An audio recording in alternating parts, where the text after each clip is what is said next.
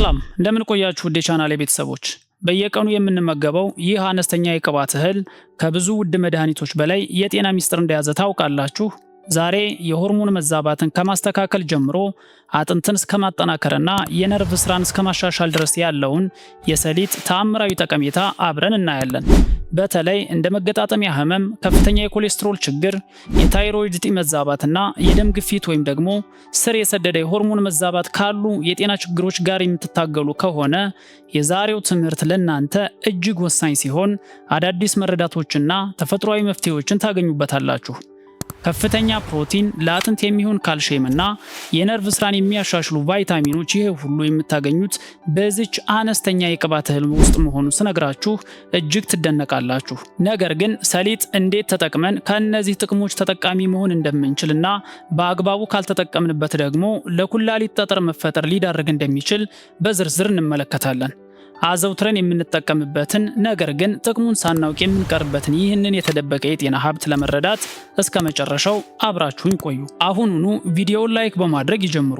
ይህ ጠቃሚ መረጃ ብዙ ሰው ጋር እንዲደርስና ሌሎችንም ከበሽታው እንዲያገግሙ ለመርዳት ሼር ያድርጉት። እንዲሁም ለቻናላችን አዲስ ከሆናችሁ ሰብስክራይብ በማድረግ የቤተሰባችን አባል እንድትሆኑ በአክብሮት ጋብዛችኋለሁ። ይህ የቅባት እህል አይነት ሰሊጥ ነው። አሁን በቀጥታ ሰሊጥ ስትጠቀሙ የምታገኟቸውን አስገራሚ ጥቅሞች እንመለከታለን። አንደኛ፣ ሰሊጥ ለሰውነታችን አስፈላጊና ጥራት ያላቸውን ፕሮቲኖች የያዘ የቅባት እህል ነው። በአጠቃላይ አንድ ሰው በውስጡ በአማካይ ከ10,000 በላይ የተለያዩ ተግባራት የሚያከናውኑ የፕሮቲን አይነቶችን ይዟል። ሰውነታችን እነዚህ ፕሮቲኖችን የሚገነባው ከአሚኖ አሲዶች ሲሆን እነዚህን ፕሮቲኖች ተጠቅሞ ሆርሞኖችን ለመስራት፣ ጡንቻችንንና አጥንት ለማጠናከር፣ ለመገንባት እንዲሁም ደግሞ ተመሳሳይ ተግባራትን ለማከናወን ይረዳዋል። ሰውነታችን የሚጠቀምባቸው የአሚኖ አሲድ አይነቶች በሁለት ይከፈላሉ። የመጀመሪያዎቹ ነን ኢሴንሻል የሚባሉ ሲሆን እነዚህ በቀጥታ ሰውነታችን በራሱ የሚያመርታቸው ናቸው። ሁለተኛው ደግሞ ኢሴንሻል ተብለው የሚጠሩ ሲሆን እነዚህ ሰውነታችን በራሱ ማምረት ስለማይችል ከምግብ ብቻ የምናገኛቸው ናቸው። በአጠቃላይ ወደ 9 የሚጠጉ ናቸው። ሰሊጥ ከነዚህ 9 የአሚኖ አሲድ አይነቶች መካከል ከ25 እስከ 30 በመቶ የሚሆኑትን በውስጡ ይዟል። ምንም እንኳን ሰሊጥ ለፕሮቲን ግንባታ የሚያስፈልጉትን 9ኙንም አሚኖ አሲዶች ሙሉ በሙሉ ባይዝም ሰሊጥን ከምስር ወይም ደግሞ ከሽምብራ ጋር አቀላቅለን ስንመገብ ግን ሰውነታችን እስከ 50 በመቶ የሚደርሱ አሚኖ አሲዶችን ማቅረብ እንችላለን። ሰሊጥ ውስጥ የሚገኙ እነዚህ አሚኖ አሲዶች ወደ ሰውነታችን ሲገቡ ሰውነታችን ተጠቅሞባቸው በርካታ ተግባራትን የሚያከናውኑ ፕሮቲኖችን ያመርታል። በመሆኑም ሰሊጥን መመገብ ለሰውነታችን እጅግ አስፈላጊና ጠቃሚ የሆኑ ፕሮቲኖችን ለማግኘት ያስችላል። ሁለተኛ፣ ሰሊጥ ለአጥንት ግንባታ፣ ጥንካሬ እንዲሁም ደግሞ እድሳት ቀጥተኛ አስተዋጽኦ የሚያደርጉ ማዕድናትን በውስጡ ይዟል። ካልሲየም፣ ማግኒዥየም እና ዚንክን በተሻለ ብዛት እንዲሁም ደግሞ ክምችት ይዟል። ለምሳሌ 3 የሾርባ ማንኪያ ሰሊጥ ብቻ ሰውነታችን በቀን ማግኘት ከሚገባው ካልሲየም እስከ 100%፣ የማግኒዥየም ፍላጎት 23% እንዲሁም ደግሞ የዚንክን ፍላጎት እስከ 19% ያሟላል። ይህ በሚኒራል ደረጃ እጅግ ከፍተኛ መጠን ነው። ሆኖም ሰሊጥ በውስጡ አክስሌት እና ፋይቴት የተባሉ ንጥረ ነገሮችን ይዟል። እነዚህ ውህዶች ሰውነታችን ካልሲየም፣ ማግኒዥየም እና ዚንክን የመምጠጥ አቅሙን በከፍተኛ ደረጃ ይቀንሳሉ። እንዲሁም ኦክሳሌት የኩላሊት ጠጠር የመፍጠር ሁኔታ ሊያደርስ ይችላል።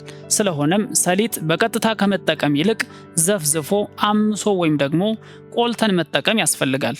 እነዚህን ዘዴዎች በመጠቀም የኦክሳሌትና ፋይቴት መጠናቸውን እስከ 50% መቀነስና ተጻራሪ ለውጦችን መከላከል እንችላለን።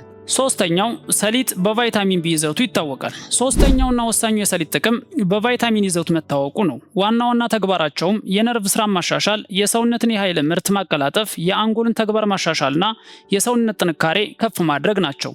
እነዚህ የቫይታሚን ቢ አይነቶች የነርቭ ስራን የማሻሻልና የመልእክተኛ ሞለኪውሎችን የሚያስተላልፍ ኒውሮኖች ተግባር የማሻሻል አቅም አላቸው። እነዚህ ቫይታሚኖች ለሰውነታችን በማቀበል በቀን ውስጥ የሚኖር የኃይል ምርትን ከማሳደግ በተጨማሪ የአንጎልን የአሰራር ብቃት የማሻሻል ተግባርን ያከናውናሉ።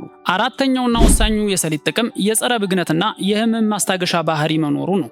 ሰሊጥ ሲሳሞል የተባለ የኒግነር ቤተሰብ የሆነ የላቀ አንቲኦክሲዳንትና የጸረ ብግነት ባህሪ ያለው ኬሚካል ይዟል። ይህ ንጥረ ነገር ጉልበትና መገጣጠሚያዎች ላይ የሚከሰትን ብግነት ወይም ደግሞ ኢንፍላሜሽን፣ ህመም፣ ቁርጥማትና የማሳከክ ስሜትን በከፍተኛ ደረጃ የመቀነስ አቅም አለው።